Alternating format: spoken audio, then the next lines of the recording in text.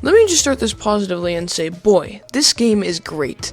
Crash Bandicoot 4, it's about time to something a lot of games can't.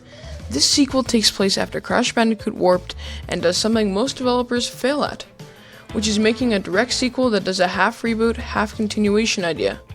Toys for Bob is the first developer to finally make a Crash Bandicoot game that actually feels like Crash Bandicoot since Naughty Dog.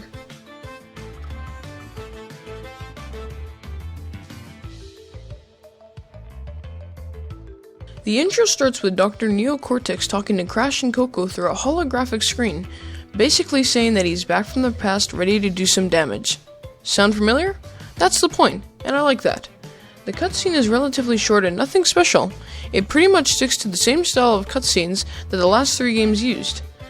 The gameplay has been completely cleaned up and reworked, which makes the game look incredibly stunning. They've slightly changed the look of the characters and added some minor improvements to the fruit, enemies, design, and gameplay. This makes it feel more original, which is very important considering there hasn't been a Crash Bandicoot game in 4 years. I like the camera gameplay a lot. They've made it so I can see where I'm going all the time, and that is amazing. I haven't found a single blind spot in the game. Not trying to criticize the older games, but there were quite a few blind spots in the game, making it hard to know where you're jumping and what's in front of you.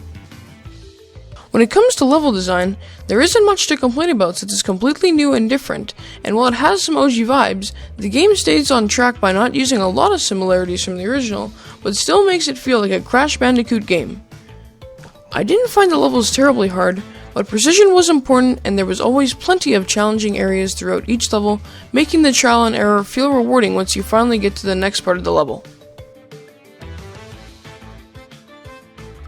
Having the option to play as different characters made the game even more interesting and exciting. I also love the amount of power-ups they added to this game. It not only brings more variety to the table, but completely changes the way you play the level. Something special about all these characters is that their actions and moveset is completely different, making it exciting to get to a certain platform by using a specific move from different characters. I don't have any complaints except for the fact that it's hard to use Dr. Cortex's gun, and Dingodile is an awesome character.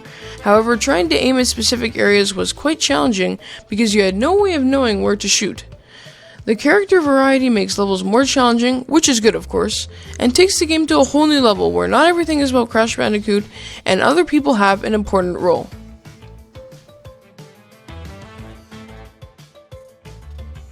What makes this game so exciting is the level of detail Toys for Bob put into this, from the frozen cold mountains, to a musical city, and the prehistoric era. These amazing and detailed worlds just show how much time Toys for Bob put into this. I can honestly say I've never been very impressed by sequels, but Crash 4 has changed that for me. One last thing is that I can't forget about how great the soundtrack is. It fits perfectly with every level and is just amazing. The music also molded perfectly with certain areas of the game, making it feel like the music was telling a story of its own. Crash Bandicoot 4 is the refreshing update we needed that respects the challenging platform series, but also features new concepts that make the game feel completely iconic from the other titles in the series. It's got a ton of new game mechanics, awesome new characters, and incredible detail. It feels as natural as a Crash game could be. It's so great to be back playing a game that starts where the amazing Crash games of the past left off.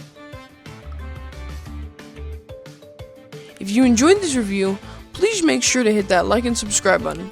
This is Marcus Network, signing off.